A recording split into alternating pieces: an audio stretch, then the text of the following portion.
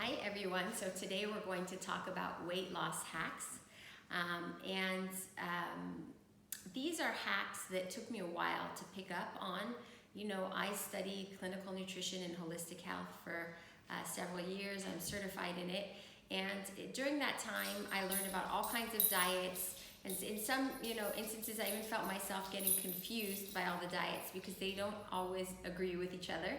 And then I started putting into practice what I learned for myself and with others.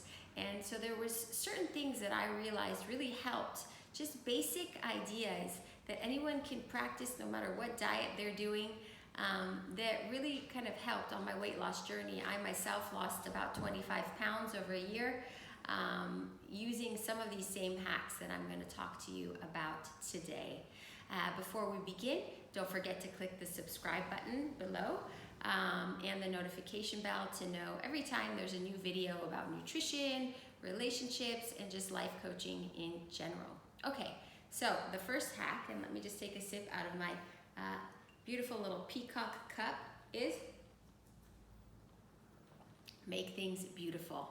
You see, all I'm drinking here is a glass of water, and yet having it in my peacock cup makes me feel like I am having something really exciting. Making things look nice, even if they're not something, that revolutionary, just makes you enjoy it more.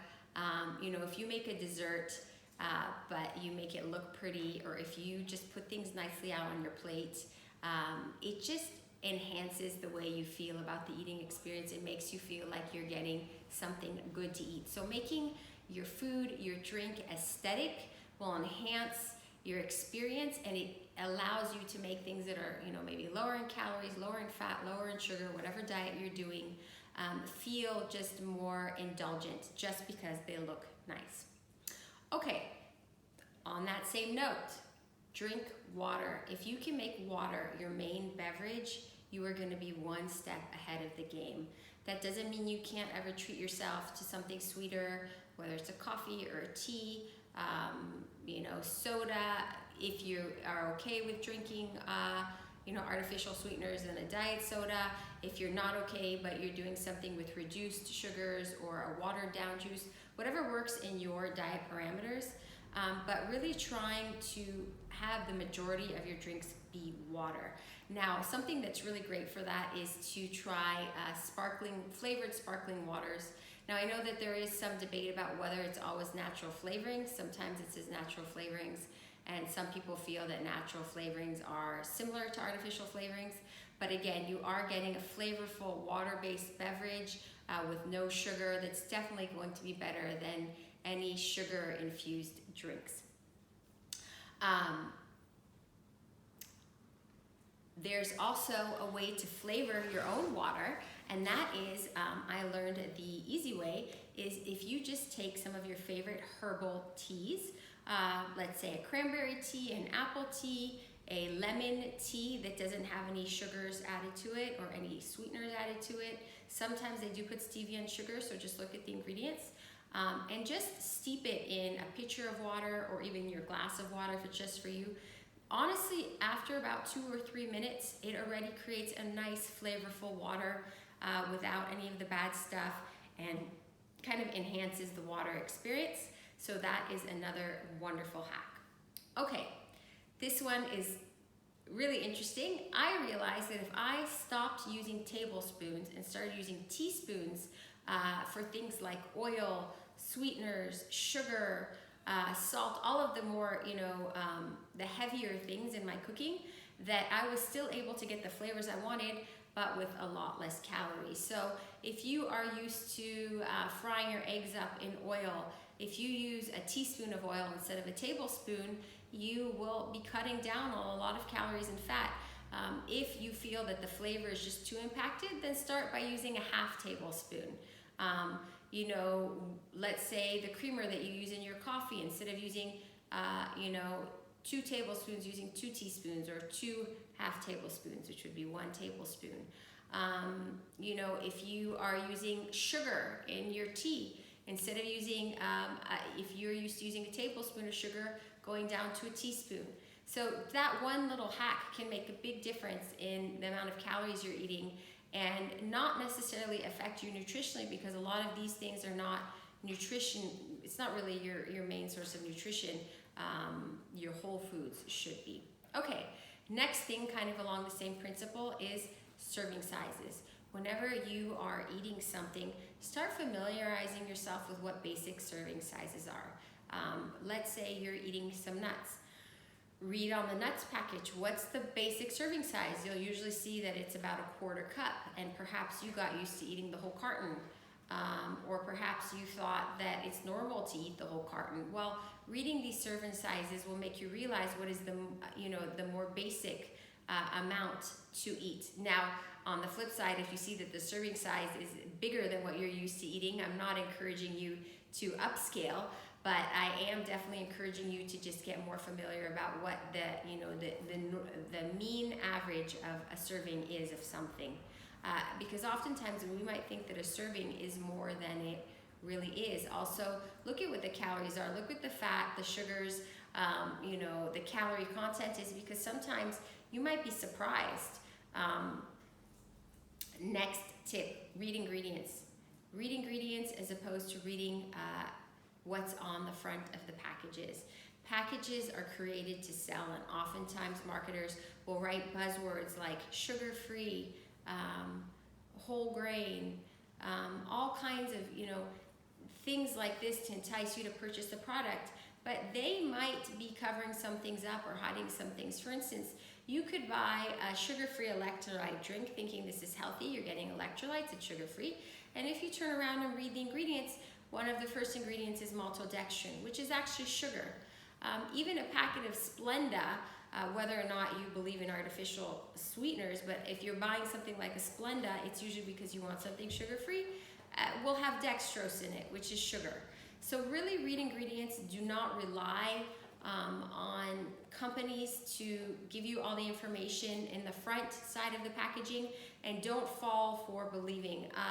I'll give you another example, wheat bread. So you buy wheat bread because you think it's healthier than white bread, and you turn it around, and actually wheat bread does not mean that it's whole wheat. It could be exactly the same as white bread, but they named it in a way that tricked you. So, if you were looking for, wheat as in whole wheat, you need to make sure that the ingredients have whole in the ingredients, whole wheat, whole rye, etc., and not just the word wheat or rye. Okay, weigh yourself. Some people are against weighing themselves. They say, I just know by my clothes, I can tell when I gain or lose weight. But the truth is, we are sometimes influenced by our feelings, and we do not always have an accurate understanding of where our weight is. And so it's good to accompany our emotional feeling with something that's more concrete and objective, like weighing yourself. You will get to know a lot about the foods you eat, about your weight, and about how you move in weight if you have a more routine practice for weighing yourself. I actually advocate for weighing yourself every day if you are trying to lose weight, because it gives you feedback on how certain foods affect you. Some people say that's overkill, that it's water weight, or that might develop an eating disorder. That is true. You have to be careful not to get too carried away. But the positive side is it can give you a sense of control. It can really teach you about your body, and it can really give you a more accurate sense of how your weight is progressing. Okay, oil. Now, some of you might be doing low carb or ketogenic or a high fat diet. However, even if you're doing any of these diets, most of the dieting experts will agree that your fats primarily should be coming from the natural fat source of the food. So whether you're a meat eater or a cream eater, let your fat comes from the natural fat in the meat, as opposed to adding a bunch of oil to it. Now, this might sound counterintuitive, being that a lot of YouTubers will tell you to put MCT oil in your coffee and this and that. And that's a little bit of a different subject, but really when you're cooking, you do not need to be putting, a 1/2 cup of oil in your stew. That's a very large amount of calories to be putting in, that your body would need to burn before it can burn its own fat sources. And so just finding ways to use less oil. So I just mentioned one, not using as much oil when you cook. whether you're going to start using your teaspoon method or whether it's just reducing by half what you're currently using. Another great way is to use silicone. Silicone pans for baking, like a silicone muffin pan, a silicone bread baking pan.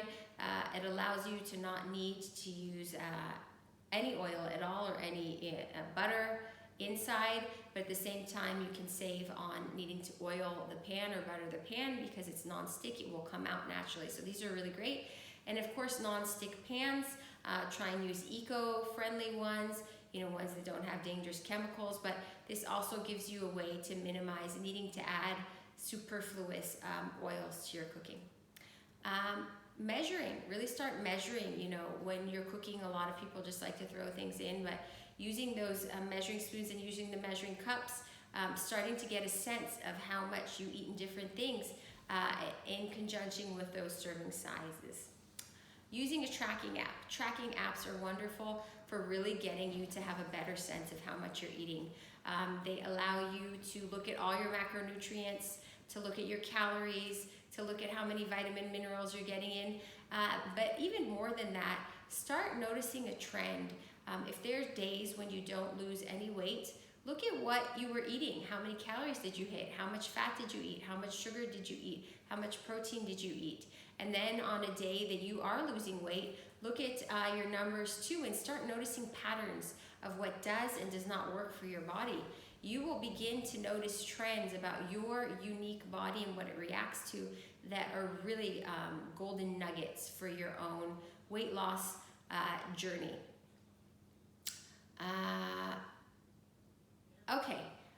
Reducing the amount of sweet in your foods. You really want to get your palate used to eating less sweet. Some people really need sweet in their life and they just don't enjoy sweet, and for those people, stevia might be of use. Even artificial sweeteners. I am not the police. I am not going to tell people not to have it.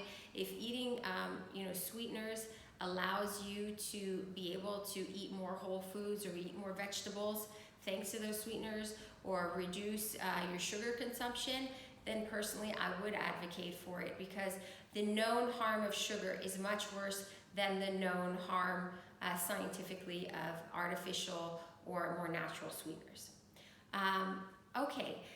Flavoring your foods. In this desire to reduce your oils, start using more herbs and spices, garlic powders, cumins, paprikas.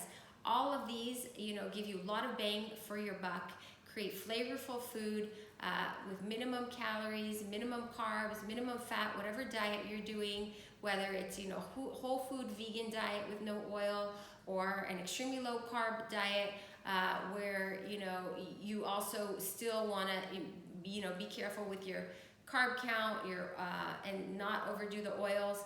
Herbs and spices are going to give you so much flavor without a lot of calories.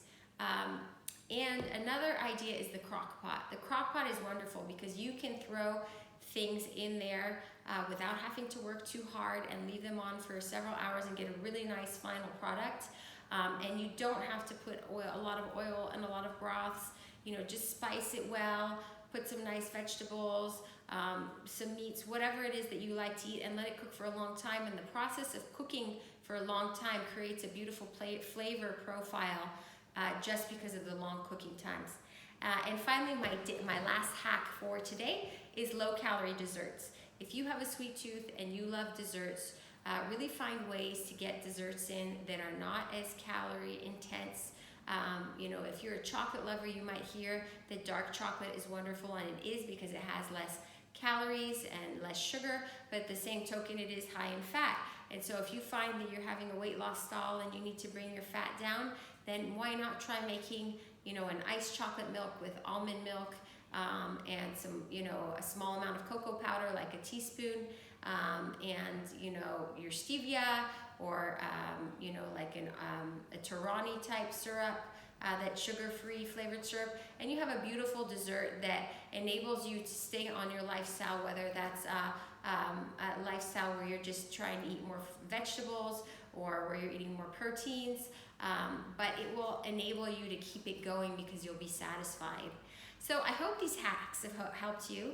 Love to hear in the comment section any great hacks that you've discovered that have helped you on your weight loss journey, so that we can learn from each other. Don't forget to subscribe, and wishing you not only a blessed day, but very successful time on your weight loss journey. Bye-bye.